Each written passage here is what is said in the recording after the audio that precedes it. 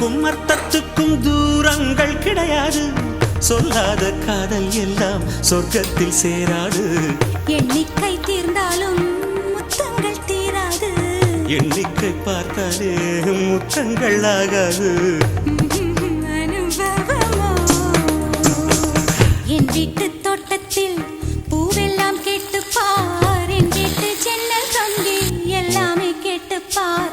என் வீட்டு தென்னங்கீற்றை இப்போதே கேட்டுப்பார். என் நெஞ்சை சொல்லுமே.